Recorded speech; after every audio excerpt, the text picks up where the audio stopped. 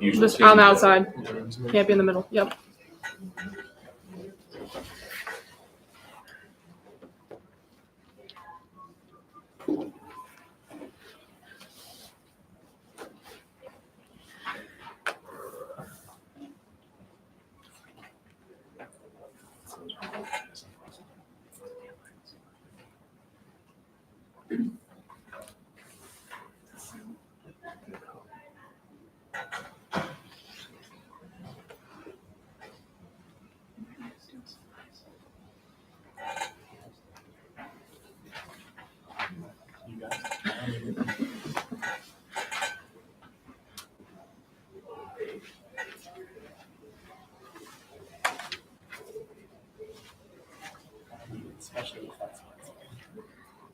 Right.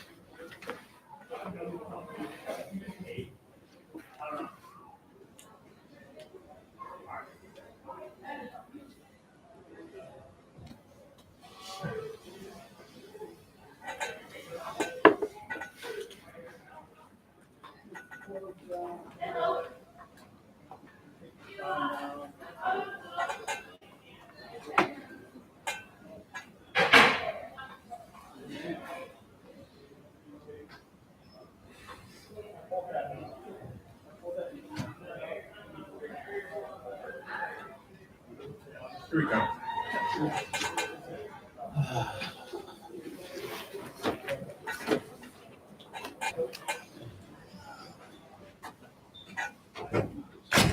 All right, we'll grab an opening statement from Coach, open the floor for players, and then players can leave after that, and then questions for Coach.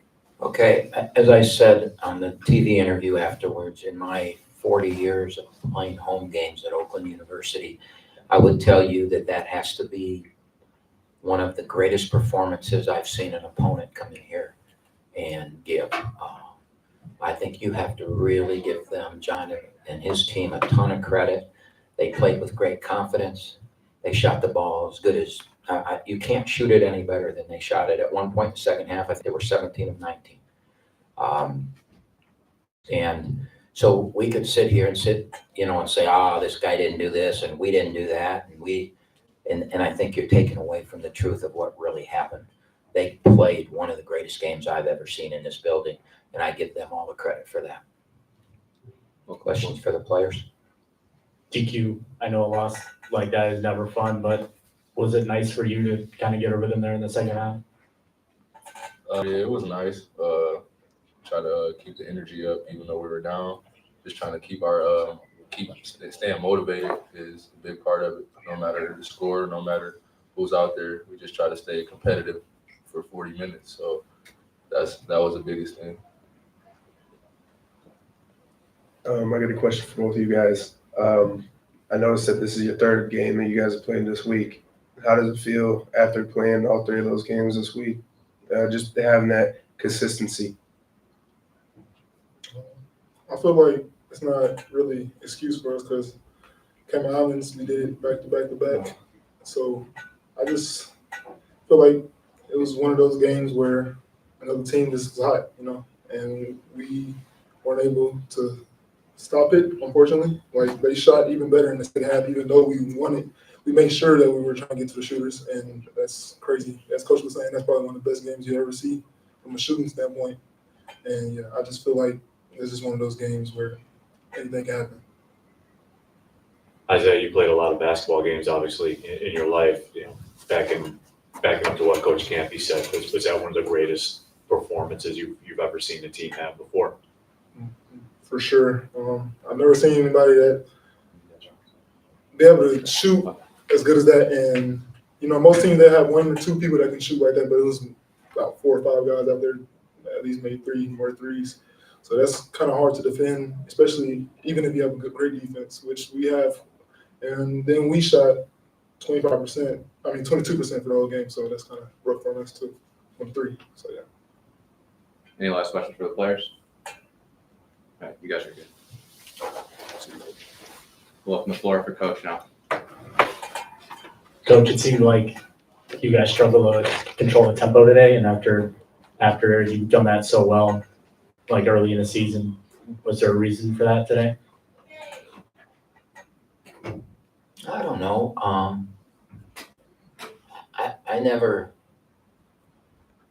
I might disagree with that. There were only 37 possessions in the first half, and we want to play at 35. And they had 37. I think we had 36 in the first half. So I'm not sure I saw it that way. I thought that, we talked earlier in the week, somebody asked me, you're playing 2 league games early. Why would you play Xavier on Monday night? And, the answer to that was finances and a chance to play on national TV. And you've got to give your kids that chance to play on national TV. And we won.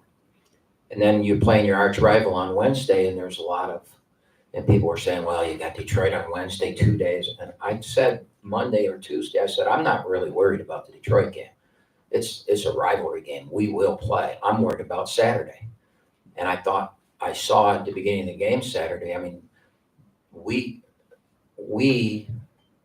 just didn't have it. I mean, we were a step slow. We're watching people shoot shots.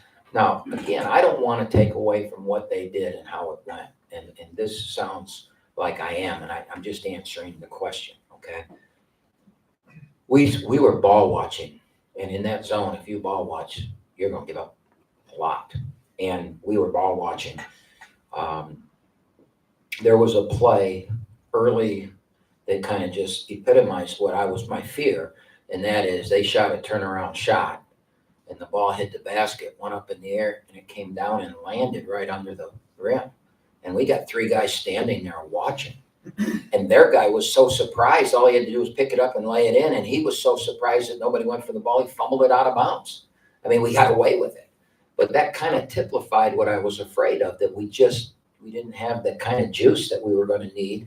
And so we had to battle. Now, great teams battle through that. It'll happen to Purdue this year. It'll happen to Kansas this year. It'll happen to every team.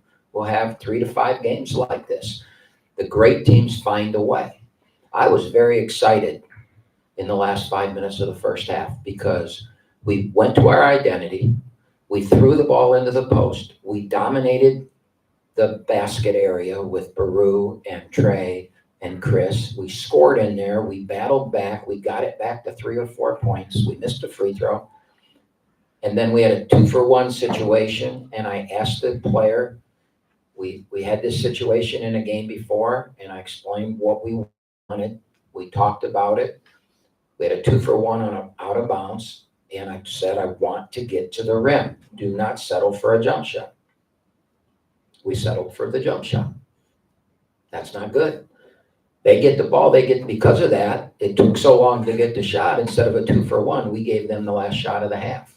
So it's a 4-point game. What's going to happen on the last shot? Somebody's going to play one-on. They're either going to run a play. Well, it's really hard to run plays against our zone.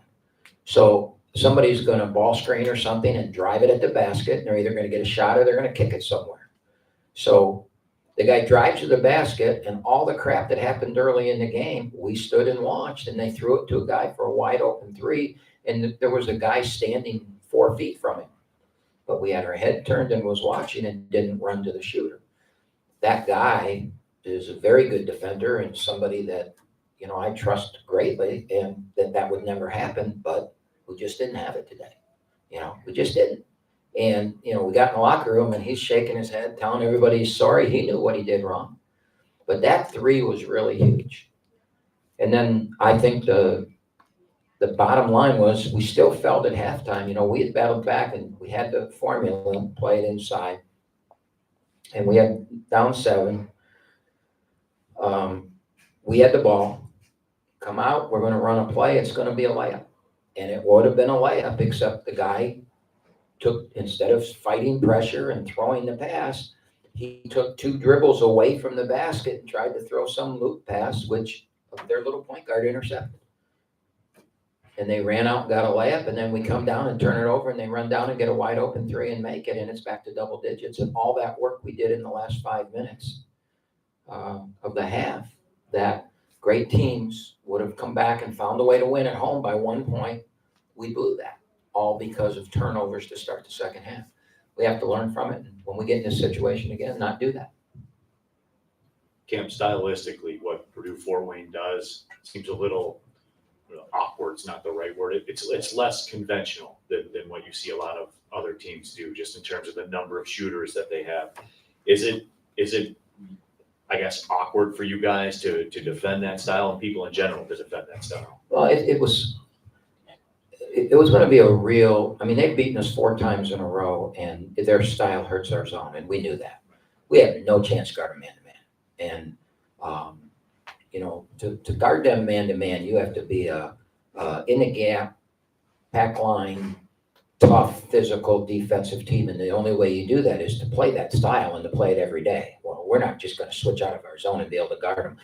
When they were making everything, we tried it a couple possessions, and they got layups, and so we got back out of it. I mean, I'm sure the Joe Average fans sitting there going, well, they're making those shots. Why wouldn't you go man? We did. And we gave up layups. So we're going back to who we were and keep working at it because we'll have to play them again. Who knows? Maybe 2 more times. And so we've got to figure it out and guard it. But, I mean, when the ball goes in the basket like that, any style is pretty good. I mean, it was unbelievable, just unbelievable. And they were feeling it. They knew it, and give them all the credit in the world. Hello, Coach. What do you think that you will try to improve in your team moving towards the Toledo game that's next up? Not a thing. But with no changes. This game, we're just going to throw it away. Just throw it away.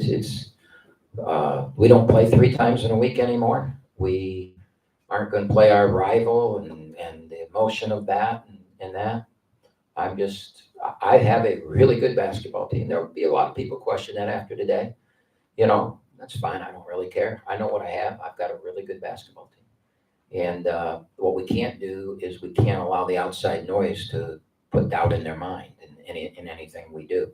And that's what I talked about after the game. We just throw this away and we come back Monday. We've got 2 really good teams, Toledo and Eastern Michigan. Then we got Michigan State. And then we got Dayton.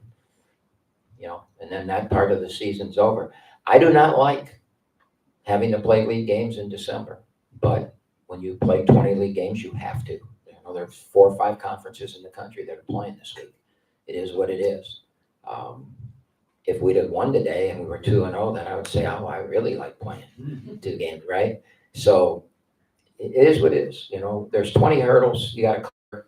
We've cleared 1 and knocked 1 over. We got 18 more to go. We'll worry about those at the end of December.